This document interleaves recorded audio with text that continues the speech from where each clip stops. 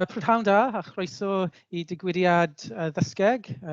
Thank you all for coming along today. Really appreciate your attendance at this event. It's our third one in a series, and I fully understand the challenges and the uncertainty that you're all facing, and therefore I'm grateful for you to come along and hear a little bit about our national exploration of pedagogy. And I'm just going to start sharing my screen, and hopefully you can now see that. And I presume that because in both so far we've had some glitches, and I'm hoping that we don't get too many today. If we do get any, it'll probably be through my mistakes. Our conversation and exploration of pedagogy started about a year ago, and the main purpose of this work is to deepen our understanding of pedagogy within the context of the four purposes, within the context of a purpose-driven curriculum. And with that in mind, I started visiting schools, had discussions with a whole range of organisations to really try and help sort of influence and shape the work. And it's as a result of those conversations that we've got to where we are today. We did have a plan in February, March that we were going to start earlier in the year, but unfortunately, obviously, with the COVID situation, a number of things were put on hold. But I'm really grateful to those who've continued to work with me to get us to where we are today. So, I'd like to thank the schools, the colleges, settings, regional colleagues, people from the Leadership Academy, universities, Estin, EWC, and Qualls Wales, who've all played a part in this journey so far into this exploration of pedagogy. Just go on to the next slide, and hopefully for today, the key things that we're going to be covering are a short sort of exploration of pedagogy for ourselves and why it's important. Could outline the big picture for our national exploration, and I was talking to Will Howlett only a week ago about this, and he was saying that there are so many different arms to it, and obviously a lot of those arms were put on hold as a result of COVID, and we focused in on a particular one or two areas, particularly talk pedagogy, and that's an area that we will be talking more about today. At the same time, however, I will give you a brief overview of some of the other arms which will start to emerge as we move into the summer term and look forward to September 2021. Today is an opportunity to listen, opportunity to think, and an opportunity to discuss, and I really hope that you have brought your voices along. There will be two opportunities throughout the event where there will be sort of opportunity to share your thoughts around the two questions that were shared with the email that came out. Normally in a large event like this, when you open it up to the floor, people will generally, and the microphone starts coming around, people will generally not say too much, but they're quite happy to talk in their own tables. So please try and imagine this as just sitting around the table, and please feel free to share your thoughts when we reach those points. And if the number 54 on the screen that you can see there possibly is putting you off, put a little bit of sellotape on it and just think that you're in that discussion around the table. Just a bit of sort of, heads up then. The two things that we're going to be discussing at various points then through the event are, why do you think it is important to talk pedagogy? And what are some of the things we might want to talk about? So I'd be really interested in your thoughts on that.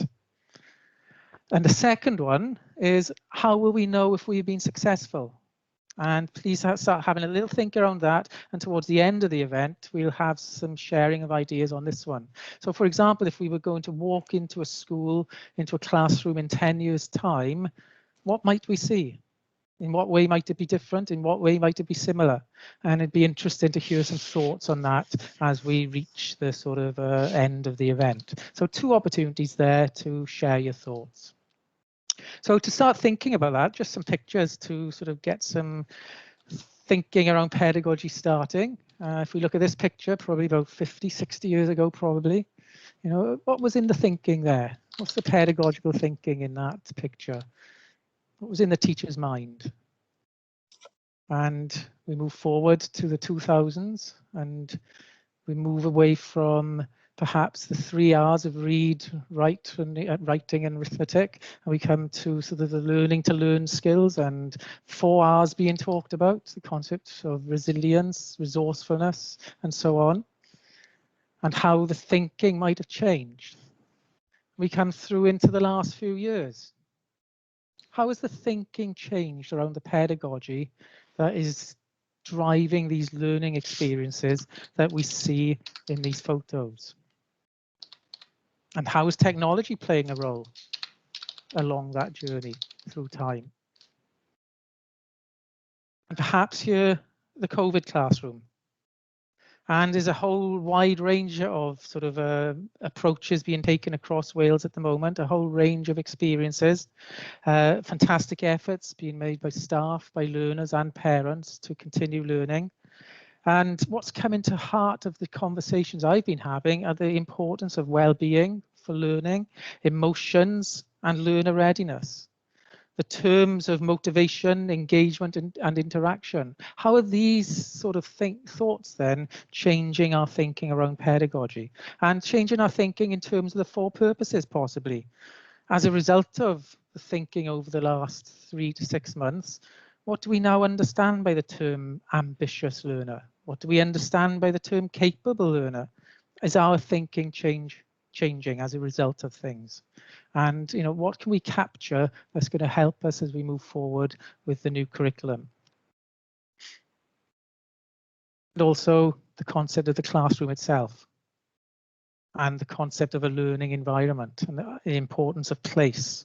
As a lot of learning now taking place away from the classroom, how is our thinking changing around that learning environment and the experiences? There is a lot of excellent, effective and innovative practice across the system, a lot of professional knowledge, a lot of professional experience sitting in our schools and across the system. And what is it that we are doing that works? Why does it work? Why do we do it? And we need to deepen our understanding around these things to help us as we move forward and reflect on the 4 purposes and think about the realization of the new curriculum and how pedagogy is going to change as we move forward into 2022 and beyond into 2025 and beyond that. So how is our thinking going to change? If we took a lens to our current excellent practice that exists in schools and applied the 4 purposes lens, what would we keep? What would we adapt? What would we need to change? What would we need to stop doing?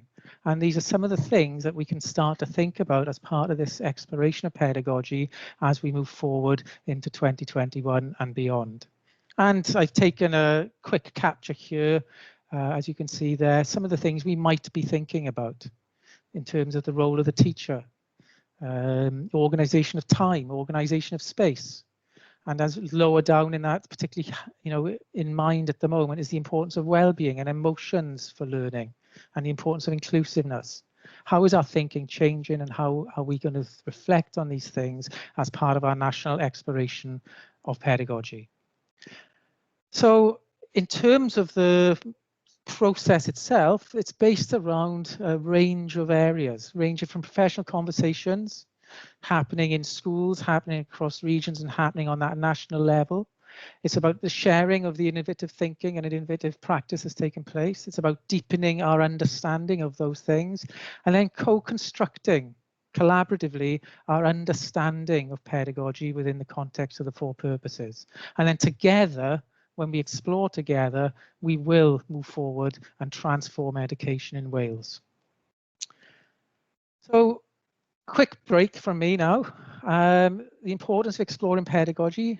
Sue Miles now from Gilwan, who's been involved in the National Professional Inquiry Project, is just going to share with us why she felt and her school felt that this was an area that they wanted to focus on as part of their inquiry. So I'm just going to unshare my screen and hopefully we'll be able to see Sue then. Hi, Sue. Hi, Mark. Okay, good everyone. This I'm going to talk about my experiences through the MPET project of how I have had the opportunity to explore pedagogy. And I did start this last year. It was a year ago, actually, last autumn, whereby through becoming a lead inquirer and having that opportunity, there was a professional itch whereby I wanted to find out what was actually happening in my school with regards to pedagogy. What were people's interpretations of it? And why was that interpretation? So I had a professional line of inquiry whereby I wanted to know and deepen my thinking about staff, teaching assistants, experienced members of staff on the senior leadership team. What approach, what rapport, what relationships did they develop in their own classrooms to ensure that they could deepen the thinking of how children learn? Being passionate about how children learn, I was extremely keen to explore within my organisation to create a dialogue, a common dialogue of understanding, because I felt we could raise standards which could support our school development priorities. And I'm also very conscious as a leader that through lots of wonderful initiatives that come in to support pedagogical principles, what outcomes do we expect? Why do we expect them? And what is the policy behind them to make a difference to the learners in our care? But not only that, what difference does it make to the professional etiquette, I suppose, of teaching and learning? Therefore, my research question was, how do primary practitioners interpret pedagogy when embracing the new curriculum for Wales? I was very aware at this time that the term pedagogy is defined and interpreted in a variety of ways. For example, if you Googled pedagogy, you would get a plethora of definitions, of meanings. If you did a TED talk on it, even if you YouTube, get a huge variety of how people are approaching it and how leaders and advisors are telling us what is going on in our classrooms. But I really felt that the only way I was going to find out what was going on within the classrooms within my organisation was to actually get under the surface by talking to the professionals within my school. I was very fortunate to have that time to undertake some semi-structured interviews because I wanted it to be relaxed. I wanted the staff to tell me what was going on within their practice and to share what they were doing and why they were doing it. But not only that, what were they finding out through doing that approach within their classroom? Was it because they had changed their relationship with the learners? Was it because they enabled them to change a strategy or approach? For example, assessment for learning. Lots of my members of staff use close the gap marking to bring the learners forward, to get more out of the learners. But through that approach, what were they finding out? So this discussion allowed us time to identify where the professionals were within their practice. And the more I was probing, the more I was questioning, the more I was deepening the thinking, made the staff begin to think about, actually, why am I doing this? Could I actually find out more from what the learner is demonstrating to me to be able to identify why it is making a difference? So through collating their responses, staff were open to share their interpretations, and we are trying to ensure that in Gilwan we are being more transparent with what is happening within each cohort. Obviously making sure that it's consistent, but making sure that we are understanding why we are facilitating what we are facilitating, particularly now at this exciting time with Curriculum for Wales.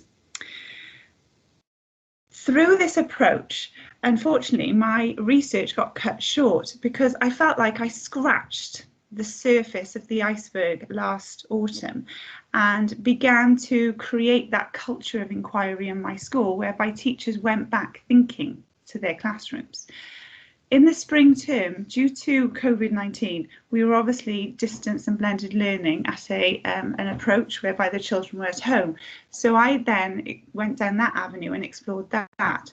But now I would like to and hope to in the spring term go back to my pedagogical interpretations and actually continue to work with staff to be able to identify an approach, why they are doing that approach, and to get them to develop that thinking, to deepen that thinking, and to develop a collaborative approach between staff and to develop them as lead inquirers.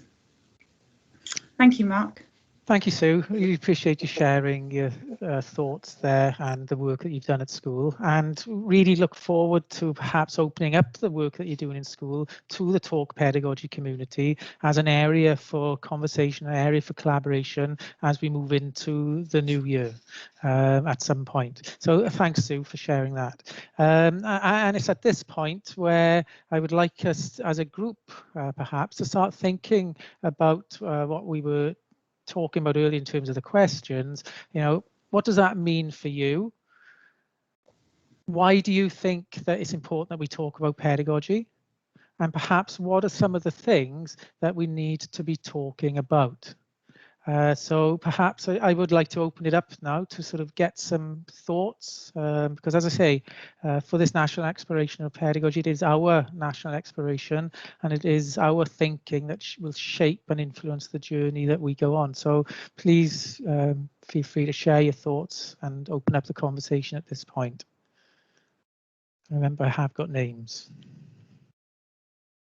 Does anybody like to start us off? Hi, Mark. I don't mind kicking it off. Thanks. That was really interesting from Gilwen there. And it's just following on from that, really. I think that talking about pedagogy is going to be really vital for the successful implementation of the new curriculum. I think having the opportunity to see the theoretical aspects side by side with coherent research evidence is going to really be valuable for our teachers. See that side by side with practical examples of good pedagogy, successful pedagogy, and perhaps it'll help us through collaboration and talking to each other, teacher to teacher, school to school, or even cluster to cluster. And talk pedagogy is going to allow us to do that on a national level. I think that'll help us work together to deepen our understanding and our knowledge of pedagogy, to help us understand, I suppose, that making informed, appropriate choices with regards to pedagogy has such a huge impact on pupil progress. And let's face it, that's why we're all here, is what we're all interested in. Not only that having a deeper understanding of how your choices influence progress will not only help us realise the 4 core purposes for our children, but curriculum for Wales or no curriculum for Wales, it just quite simply means that our children, our pupils, are getting what they need and making the progress that they deserve within our organisations. So thanks. It was really interesting listening to the work going on at Gilwen. Thanks, Catherine. Anybody else like to share a few thoughts on what they've heard so far? And obviously you can put some comments in the chat as well, which we can capture if you'd like to do it that way.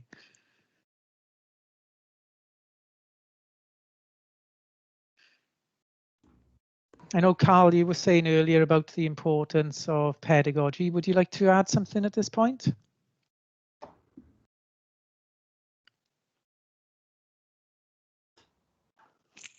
Hi, Mike. Sorry, I was on mute then. No, just to agree completely with what sorry, the last person said. Sorry, I didn't catch her name. Was it Claire? Catherine was the last. Catherine. Yeah. Catherine. Sorry, Catherine. No, it's all right. No, I agree completely. Really, I mean, curriculum obviously is very important, but if we haven't got those underlying pedagogies and an understanding of how they work, how they can be applied to a new curriculum, then I think we're in trouble. So I think this sort of real effort to focus on what really pedagogy means, what effective pedagogy is vital. Thank you, Carl. Also, Kevin, I can see that you've got your hand up there. Yeah, I just wanted to jump on. I was a little late to the meeting, so I apologize for that. And I think the conversations we're having are fantastic. And that last comment, especially because what I'm concerned about is that as we focus on curriculum development and schools working to, with their faculties and producing these curricula, that we lose sight about what pedagogy is, and it becomes a selection of methods rather than the philosophy of teaching and learning. And so we don't want to lose that theoretical dimension of what pedagogy is. And I think one of the things that can really help us connect with that is to understand where this idea of pedagogy came from, not just the etymology of the word, but if we understand what the actual historical origins of pedagogy are, and that it's the literal leading of a child, then we get to have a much more broader, multidimensional understanding of the role of pedagogy, because pedagogy and curriculum and progression, they all are just different dimensions of the same act of teaching and learning. So I think if we can also not just reduce things to instructional methods and what are most effective or most efficient, but think about also what are the theoretical and philosophical dimensions, what are the values, the beliefs, what are our aims, how do they all come together in forming what we come to know and do as pedagogy. Thanks, Kevin. And again, it is important, that deepening of understanding and the sharing of that deepened understanding as we move forward is going to help us and support us in realising the new curriculum. Sally. I just thought it was really interesting. Thanks, Kevin, for what you're saying there about the sort of philosophy and the idea of leading, and pedagogy being about leading the child. And I suppose that comes down to vision, doesn't it? That comes down to your organisation's vision for pedagogy, your vision for learning. What is it that you want your learners to know, to have, to be almost? And in the new curriculum, to think about visions for each of the AOLEs and an overarching vision for your organisation probably is one of the strongest starting points people could make to be thinking about pedagogy. Thank you, Sally. Just picking up on some of the other things in the chat there. We've heard the word mentioned about obviously the deepening, the philosophy, the importance of inquiry as part of that process. Jen has talked about the importance to create opportunity for professionals to share ideas, innovations, to reflect on the practice and develop that deeper understanding. And there is no fixed definition in some ways, but the definition that I started working with people over the last year when I've had conversations has simply been the deepening our understanding of the interactions and the relationships that lead to learning. And when you look at it at that level, it can be applied across so many different sort of areas and so many different situations. Unfortunately, I can't work out the first name. I've got either Mr. or Mrs. Milton from Carrickstone. Yeah, hi there. It's Hi. Rhian Milton from Carrickstone. Hi, Rhian. Hi there. Yeah, no, it's really interesting discussion and something we're talking a lot about at the moment. And one of the things that we've done recently is to start re-looking back and rereading Successful Futures. And one of the quotes that we've really been unpicking and really draws me back to think about pedagogy is, I've just got it on my phone actually, because I always refer back to it. It is having a common understanding of why we are doing what we are doing is a useful starting point from which to determine what it is we need to do and how we are going to do it. And I think our staff have really related in terms of discussions around pedagogy, but the journey that it's taken us on is to really look at ourselves as learners as well, and to think about our own, how we apply this to professional learning. And I suppose when I was thinking about the two questions you asked today, there's a link between the two, isn't there? In terms of in 10 years time, actually, for me, it's about a transformation around professional learning within our systems. But I think it has to start with us having complete conversations and open dialogue around pedagogy and what it looks like in all of our different settings, particularly with the journey between primary and secondary. And a discussion I'd had this morning with secondary colleagues actually just blew my mind in terms of making that link in terms of a journey for the first time today. So it was quite exciting. And that term journey is an important term, isn't it? You can't take somebody else's journey and transplant it into your own school. You've got to go on your own journey, and the understanding of pedagogy is going to be one of the key things that you need to go on that journey, and the professional learning experiences that run alongside that.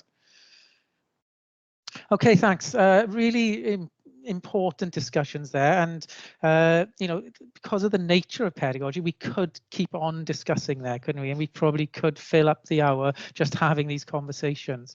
But what I would like to do then is go to the next part of the event sort of program then, which the second bullet point that we started off with was this concept of, right, well, what is the big picture for our plan for our exploration of pedagogy?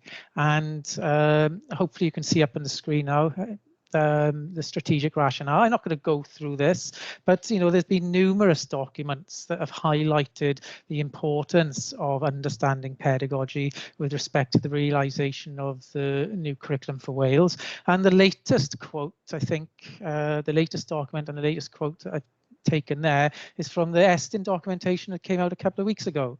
And very simply at the bottom there, it talks about the importance of professional learning to help us consider how teaching may need to change to reflect the aspirations of the curriculum for Wales, aligning pedagogy closely to developing the 4 purposes. And it's that strategic rationale that's, in a sense, started off these conversations, as I say, about a year ago. And over that time, I have tried to capture what we need to do with pedagogy through all those conversations in a page on Hub. I'm not going to link to it now because I want to keep time for our discussion at the end. But when you get the PowerPoint, you will be able to access the page on Hub. It's in the professional development area, and there's an outline there of our national exploration of pedagogy from the point of view of realising our new curriculum and from the point of view of the current situation with COVID-19. And what I'm trying to capture in this next slide is a very complex plan, which is over about 12 pages into one sort of flowchart. Whether I've achieved it or not is another thing, but hopefully you'll get the idea. I really am thinking about short term within the current situation with COVID-19 when we start back in January, and thinking about that exploration of pedagogy through to September 2022 as we plan for and then start delivering the new curriculum. But then beyond that, because it's going to be beyond that when we start working with it and delivering it, it's at some future point that we're going to start realizing the new curriculum. And it's going to be at different times for different people, for different schools as they go on their journeys towards the realization of that new curriculum. And when we think about it, we're starting off in the short term, very much so with thinking about what's working, what's not working, what are the challenges with the current situation, what's the innovative practice that's coming through. And we're starting those discussions in January and providing that opportunity for colleagues across Wales to share what's working, what's not working, and reflect on the term that's been.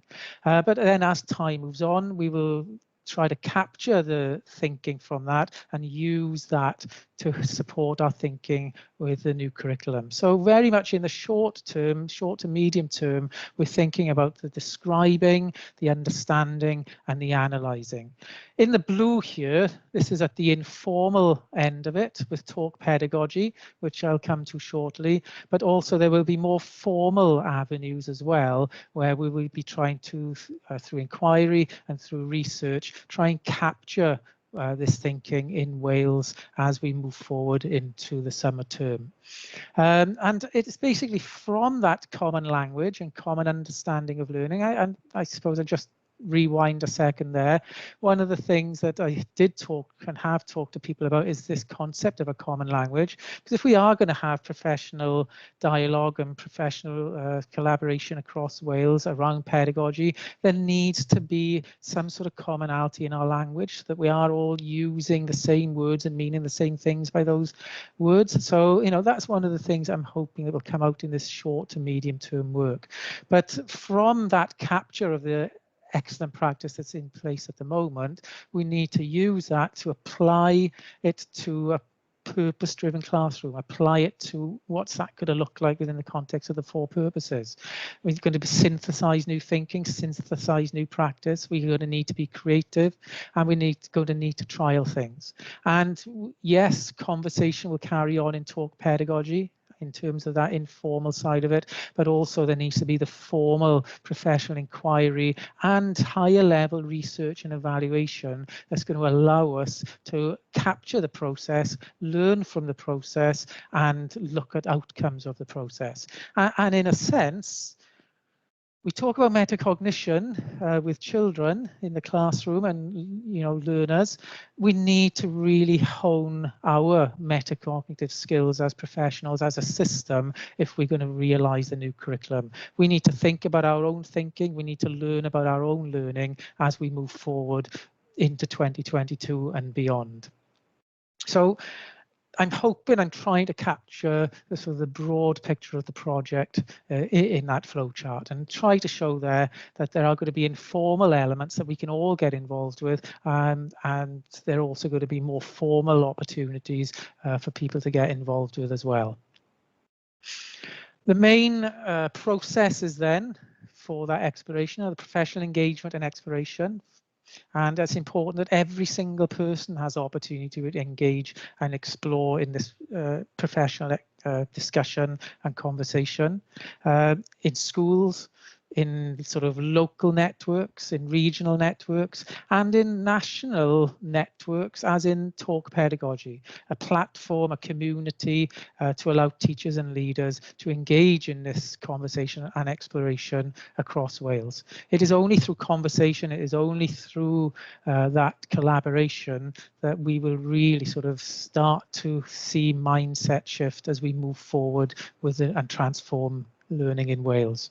Alongside that, clearly the importance of the strategic leadership of pedagogy, and I've been having discussions recently with, been having discussions recently with a number of schools to start on a concept to develop that line of thinking, and also working with the Leadership Academy and the regions and Estyn so far, and starting to sort of try and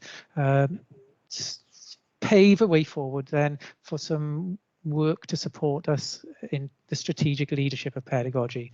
And then finally, the pedagogy for professional learning, which has already been mentioned a number of times. And what does effective professional learning look like, and what sort of experiences do we need as individuals to help us as we learn our way forward in terms of realising the new curriculum. And the importance of the national approach to professional learning will be shining through in that work there. So those are the three main processes which will support us on our national exploration of pedagogy. Which brings us to Talk Pedagogy itself. As I said, the project has many arms. But when COVID started back in March, obviously a couple of months of all sorts of different things going on at all different levels. But then as sort of June, July started to approach, started having conversations with some of the people I'd had conversations with previously. And we thought, well, what part of the plan would be important to carry on now? And we felt that it would be the virtual part of the plan, the online part of the plan, and development that online community that basically will recognise the enormous efforts that staff are putting in across schools across Wales at the moment, but also provide them with that opportunity to share what's working and what's not working. And shortly, I'll outline some of the things that have been going on. And I would like to thank all the staff who've been working with me in the background over the last 2 months to try and shape some of that activity ready for opening it up in January. And I am just going to come out for a second here. This is where my tech skills will really let me down. I'm hoping that what I'm going to do now is share with you the actual Talk Pedagogy site, just so that you can see it. And some of you will have been in there already, whereas some of you won't have been and won't be familiar with it. And at the moment, as I say, we've got the site. I hope you can see that. It's there ready to launch. We have got some private channels where we've got small groups of people who've been working with me over the last few months shaping activity, but that will open up in January, and there will be that sort of invitation for all people who are in this community and want to join this community to engage in the sort of conversations that we were having just 10 minutes ago to explore pedagogy. At the moment, there's about 150 members, and when you go in there, you can, there'll be access to files. There's a sway, which my internet connection is going to be too slow, I think. No, there's a sway there that you can look through to hear about, and read about some of the things that about why it's important to talk about pedagogy. There's some work that, as I said, I've been doing with small groups where we have conversations, we share files, and we work on collaborative documents. And what we've been trying to do here is think, right, okay, if we're going to have conversations which are open to everyone, how do we shape them? What's the best way to go about them? How do we build trust? How do we build an environment that people are going to want to be part of? And we're close to that point, hopefully, and we will be launching the work in January. There is an open chat channel, and I am going to be putting our 2 questions from today into this channel. So if you want to pick up these conversations about why is it important to talk about pedagogy and what you've been doing in your school and sharing some of that, and perhaps the conversation around what's it going to look like in 10 years time, then there's an opportunity to carry those conversations on and perhaps go a little bit deeper within the open chat channel. And I'll be posting those in here shortly after this event. So I'm going to again put my tech skills on test and try and get back to the flow chart, PowerPoint even. Can you now see the PowerPoint? I'm hoping. And our next slide is outlining some of the things in the pipeline for that talk pedagogy community. And some of these are very, very much in their infancy and just exist of 2 or 3 schools who want to start exploring something, whereas others are almost ready to sort of go live in relation to opening up that conversation in January at some point. So, I will work my way through these, but I do know that there are some people present here today who might want to, who've been involved in some of these, who might want to share some of the things that they've been doing. And I'll leave the screen up like this so everybody can see the big picture. And if you don't mind, you just hear the voices, if that's okay. So if I start over this side, these are the conversations related to the current situation. We've had 2 groups looking at pedagogy in the COVID classroom and focus on blended learning there. And we've also had a group looking at recruit, recover, raise standards. And if I start with the blended learning one, I believe Amy's with us. Amy, would you like to share, perhaps some of the things you've been involved with in helping to shape this work for January? Yes, absolutely. Hi, good afternoon, everybody.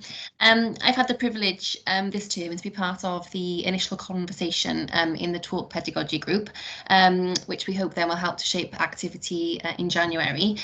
This group has been made up of colleagues across Wales, both primary and secondary, and our initial conversations were surrounding the COVID classroom. So the conversation focused on existing practice that was already embedded, but also allowed colleagues to share new practice centred on the pedagogical principles.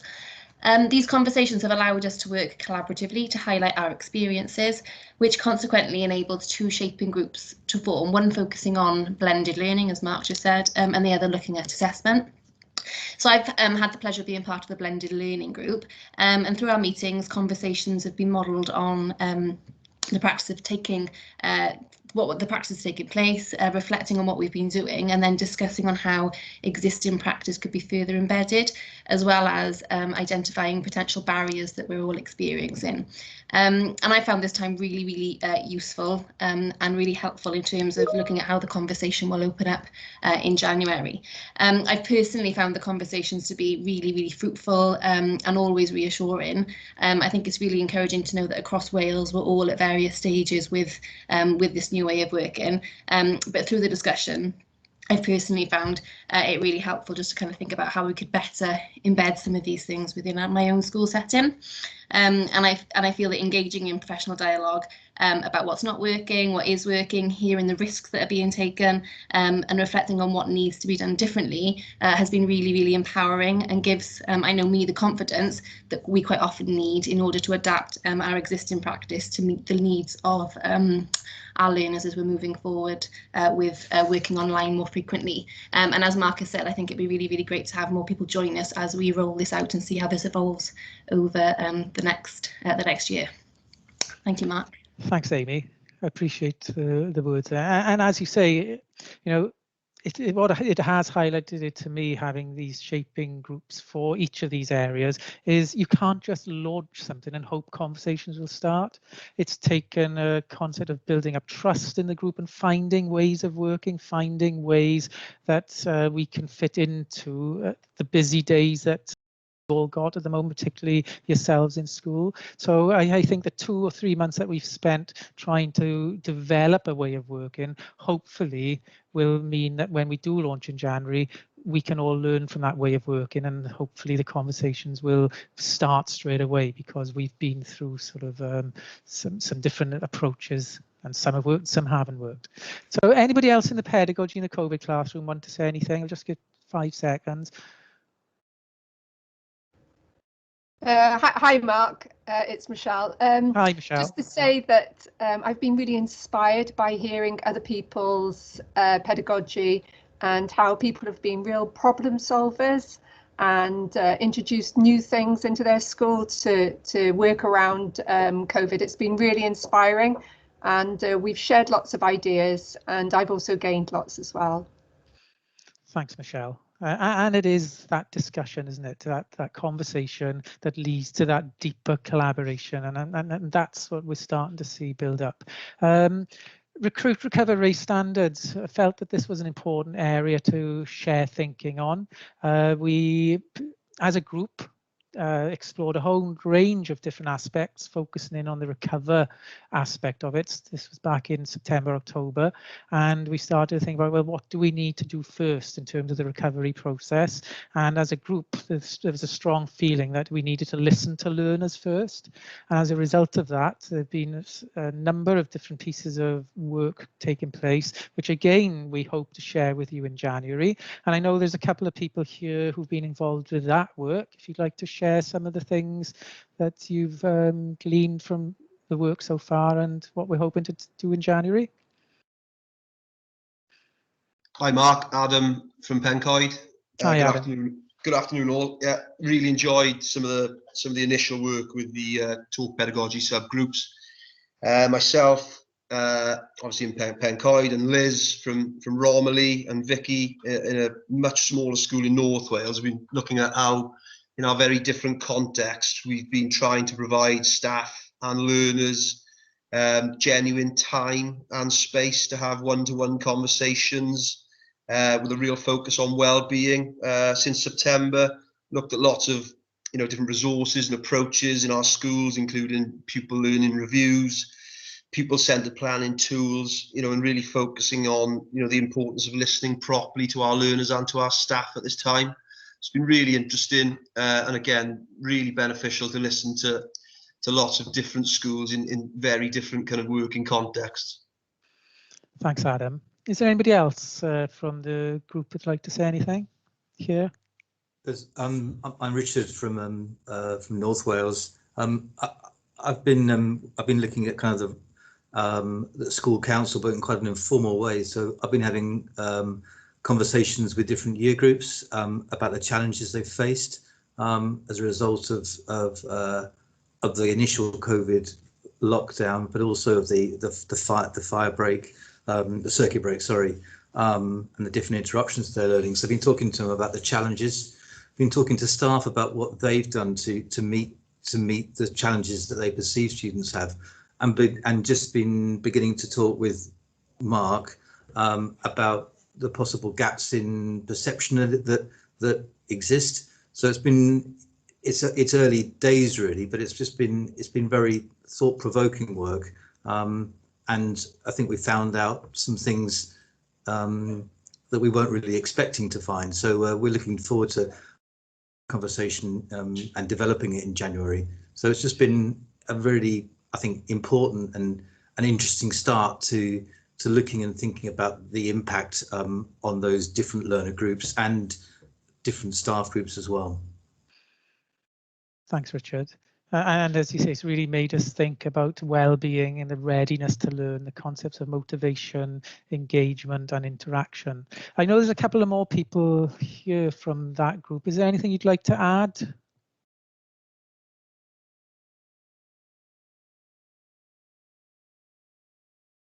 No, okay. So I'll just quickly go around the outside now, just give you a flavour very quickly of some of the other things which are going on. There's the strategic leadership of pedagogy. Again, I've started discussions with a number of school leaders on this one, and with the Leadership Academy and with the regions, and we're exploring something along that line there. Last week, in terms of routes for learning and progression for learners with additional learning needs, new resources in development, and we're looking at starting conversation in the new year at some point in relation to those. Progression, assessment and feedback. Critical one for us in terms of realising the new curriculum, in terms of progression, but also in terms of the current situation and the importance of feedback and the importance of that interaction. And we've just started this work really, and we've homed in on recent documentation that's been given out by Welsh Government related to affiliation, autonomy and agency, and we're trying to shape our thinking around this work for progression assessment and feedback around that document in the short term with COVID-19, and then in the longer term as we move forward to the new curriculum. So an exciting and important piece of work there. I'm looking at a series of activities around the pedagogical principles, which will start at some point in the year and happen on a regular basis. Pedagogy and oracy, the importance of speaking, the importance of listening. What does that mean in terms of ambitious and capable, confident learners? I believe Dawn might be with us actually today. Dawn, did you want to say anything about this work? Hello, Mark and everybody else. Yes, that would be great. Good afternoon, everybody. Yes, Mark and I have had quite a lengthy discussion about oracy in the classroom and the importance of this. Before we came back to school, all of us in June, I did a little bit of research, and it was staggering to find out that the children across Wales, across the UK, had been speaking on average for 58 minutes per day. So for me, that was huge, because I've always had an interest in oracy through the medium of using drama in the classroom and P4C. And for our children to return back to school, I was passionate to explore, and I still am, the importance of oracy and how do the words and emotions fit into the world for our children in Wales, and obviously develop a vision for this and get us all talking about it and involving teachers locally and nationally about how we can start possibly an inquiry, collaborate together so that we are closing that gap for all our learners. Thank you, Dawn. And particularly oracy in the current situation as well, in terms of pupils having the oracy skills to be able to talk about their emotions and think about their own and reflect on their own well-being. And it's something that perhaps we need to be thinking about as we move forward within the context of the purpose-driven curriculum. So there are lots of opportunities to get engaged on an informal level. When these conversations start in Talk Pedagogy, please look out for them and get involved in the conversations. On the other hand, if you want to have a more active role and play a role in the shaping of activity, then please get in touch with me and let me know, and we can, have a look at the areas that you want to get involved with and be more active in. I'm running out of time in terms of discussion at the end, so I'm not going to spend any time on outputs at the moment. We can come back to that in a future event, and I can tell you about how I'm looking at shaping up the outputs from our exploration. I'm not going to dwell on this slide. I was going to, but I'm not. It's more important we have conversation and listen to each other. But clearly, the national exploration of pedagogy, schools as learning organisations, professional learning journey, inquiry and research, the bottom right there, which is the developing graphic for our national strategy for educational research and inquiry. They are all interlinked, and it's vital that we see how they do line up and align with each other and relate to each other. But I'm not going to go into it now, sorry. Our next steps, again, I'm not going to dwell on this now because I think it's more important we get to have a couple of minutes sharing our thinking, but just to say in terms of the short term, it is the talk pedagogy activities that we will be starting off in January, particularly with a focus on reflecting on the term that's been and learning from what's worked and, you know, discussion about the challenges ahead. If you do want to get more involved, please get in touch. And the rest of that, then the medium term and the long term, again, I can come back to that in a future event. So I think it's more important we do get to this slide, and perhaps, you know, what are some of the things that might trigger our thinking in 10 years' time, and we look at it and think, yes, we have been successful. And what are the things that we might see? What is some of the thinking that might get us there? And, you know, walk into a classroom, how's it going to be different? How's it going to be similar? Just open up the conversation. And if there's anybody who wants to share anything on that slide. Okay. Hi, Mark. Do you want me to come in there? Yeah, that would be great. Thanks. I think it's really important that, you know, alluding back to something, an initiative really that I know a few of colleagues on this policy review will probably be very aware of. I remember back to the time, gosh, I'm talking probably maybe 20 years ago, where Guy Claxton was talking about building learning power. And I remember him writing that if the core purpose of education is to give young people a useful apprenticeship into real life learning, then the kinds of learning they do in schools has to match the kinds of learning that people do in the wider world. And I think through our experiences with the pandemic of late, I looked at a lot of case studies from different schools, and I was really intrigued to see how schools were facilitated blending and distance learning.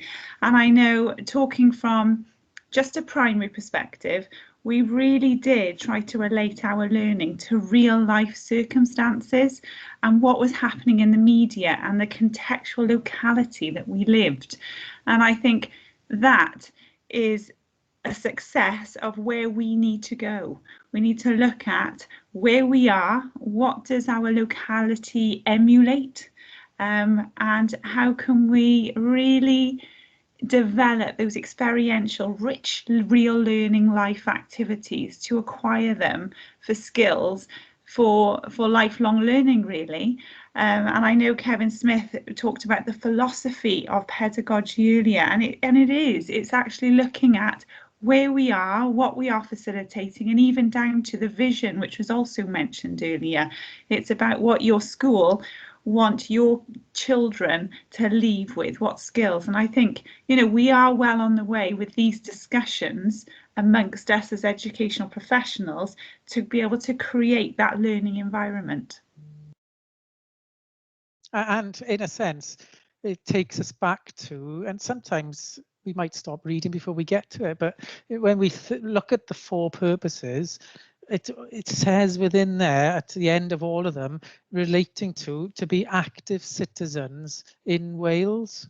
And it ultimately is that our ultimate goal, to be active citizens. And as somebody's just mentioned here, citizens who embrace, embody the 4 purposes and play, and obviously can play an active role in the economy of Wales and the health of Wales and the well-being of Wales in the future. Anybody else want to say anything? Because we're coming to the end, and I hope that you know, you've had a greater understanding of the national exploration of pedagogy in the short term in terms of talk pedagogy and how you can be involved with that, but also in the longer term then in terms of more formal opportunities which are going to arise through working in your local networks and regional networks. And looking ahead to next term, we have got future policy insight events planned in the pipeline, and these aren't fixed in stone. If there are things that you would need to talk more urgently about, then perhaps one or two of these might change. But these are some of the things that we're thinking about based on feedback so far. Professional inquiry, digital professional learning, the new evaluation improvement resource, pedagogy, assessment, progression, further sort of work and deepening our understanding around schools as learning organisations, and the strategic leadership of pedagogy. Is there anything else that springs to your mind now, or I wouldn't mind hearing more about? If there is something that you really would like to hear more about in a future event, then please add that to the chat before you leave. So I think on that score then, I would really like to thank everybody for their contribution today, and look forward to your further contribution in whatever way as we move forward with our national exploration of pedagogy, and hopefully see you in Talk Pedagogy at some point in the new year. I can imagine that you are counting down the days. It's from the experience I'm hearing from talking to people, it is getting sort of more challenging in schools with a number of cases coming through. So I can imagine you are looking forward to that Christmas break, and wish you all the best, and have a happy and healthy break over Christmas. Thank you very much, everybody.